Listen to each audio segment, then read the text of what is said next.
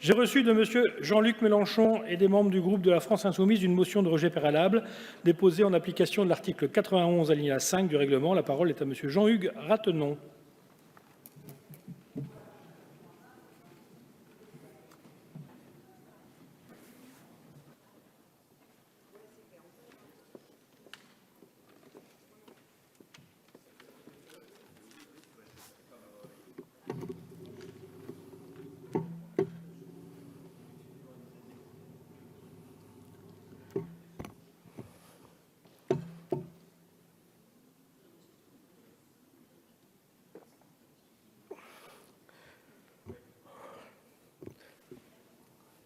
Monsieur le Président, Monsieur le Ministre, mes chers collègues, pour démarrer mon propos, je vais vous citer quelques exemples de désengagement de l'État, d'annulation de crédits qui ne seront pas reportés. Aide publique au développement, 171,9 millions d'euros d'autorisation d'engagement et 31,6 millions d'euros en crédit de paiement. Agriculture, alimentation, forêt et affaires rurales, 530,9 millions d'euros d'autorisation d'engagement et 19,6 millions d'euros de crédit de paiement. Cohésion des territoires, moins 454,7 millions d'euros d'autorisation d'engagement et moins 13,3 millions d'euros en crédit de paiement. Défense, moins 1,2 milliard d'euros d'autorisation d'engagement et moins 102 millions d'euros en crédit de paiement. Justice, moins 167,3 millions d'euros d'autorisation d'engagement et moins 53,6 millions d'euros en crédit de paiement. Pour l'outre-mer, moins 72,5 millions d'euros d'autorisation d'engagement et moins 73,8 millions d'euros en crédit de paiement. Relations avec les collectivités territoriales, moins 131 millions d'euros d'autorisation d'engagement et moins 103,2 millions d'euros en crédit de paiement. Sécurité, moins 79,6 millions d'euros d'autorisation d'engagement et moins 27,2 millions d'euros en crédit de paiement. Travail et emploi, moins 2,4 milliards d'euros d'autorisation d'engagement et moins 14,2 millions d'euros en crédit de paiement. Culture, moins 35,7 millions d'euros d'autorisation d'engagement et moins 1,2 million d'euros en crédit de paiement. Voilà les annulations de crédits que vous vous apprêtez à voter. Tout cet argent, c'est l'argent que le gouvernement n'a pas investi pour changer notre pays. Cet argent, vous n'allez pas le reporter sur le budget 2019. C'est donc une perte sèche pour la population. Pourtant, qui peut dire que nos militaires ont vu leurs équipements renouvelés à neuf? Qui peut dire ici que la cohésion des territoires s'est accrue? Qui peut dire ici que le nombre de chômeurs en France a suffisamment diminué pour que l'État arrête d'investir? Qui peut dire ici que le monde de la culture va mieux? Qui peut dire ici que nos tribunaux ont les moyens de fonctionner correctement?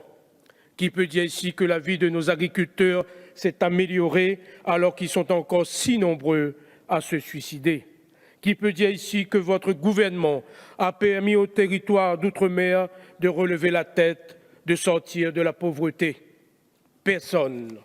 Personne, car aujourd'hui, toute la société vous dit que l'État s'est désengagé de ses missions de service public. N'avez-vous donc rien appris des Gilets jaunes et de l'état d'esprit des Français? Alors, évidemment, on va me répondre que ces économies sont une bonne chose car elles participeraient à la réduction de la dette. Eh bien, c'est faux.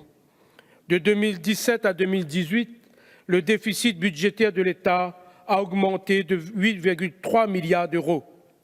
Alors, avant qu'on vous demande de rendre l'argent, on va poser la question. Où est-il passé? Qu'avez-vous fait de tout cet argent? 8,3 milliards d'euros, c'est trop pour que ça ne soit que des homards et les autres dîners qu'on donne dans les ministères et à l'Élysée pendant que le peuple meurt de faim. Alors, Monsieur le ministre, où est passé cet argent? L'argent n'a pas d'odeur, mais il laisse des traces. Alors, je vais vous dire où est passée une partie de cet argent. Dans les poches des riches amis de M. Macron. Et je vais vous en donner quelques détails. Suppression de l'ISF, impôt de solidarité sur la fortune, 3,2 milliards de cadeaux. Prélèvement forfaitaire unique, qu'on appelle aussi flat tax, 1,6 milliard d'euros, cadeaux. Augmentation du CICE, 3,5 milliards d'euros, là encore, cadeau. Diminution du taux d'impôt sur les sociétés, 1,2 milliard d'euros, là encore, cadeau. À cela, on peut évidemment ajouter la suppression de la taxe 3% sur les dividendes, invalidée par le Conseil constitutionnel, 1,8 milliard d'euros, cadeau aussi. En face de cela, les impôts non progressifs, qui sont les plus injustes, ont augmenté, plus 4,1 milliards d'euros de hausse sur la fiscalité énergétique, plus 0,9 milliards d'euros pour les diverses augmentations de la TVA, notamment dans le secteur du logement et de la construction. On nous fait les poches. Pourtant, le gouvernement continue à nous dire que le pouvoir d'achat a augmenté de 1% en 2018. Mais, Monsieur le ministre, pourquoi est-ce que vous ne venez pas nous dire à la tribune le détail de cette hausse? Disons la vérité, seuls les riches ont gagné du pouvoir d'achat. Si on prend les chiffres cumulés des mesures en 2018 et en 2019, les 1% les plus riches ont gagné 3 016 € mensuels, en plus grâce à Emmanuel Macron et son gouvernement. Et les plus riches sont encore plus gagnants. Les 0,1% les plus aisés ont connu une augmentation de revenus disponibles de 17,5%.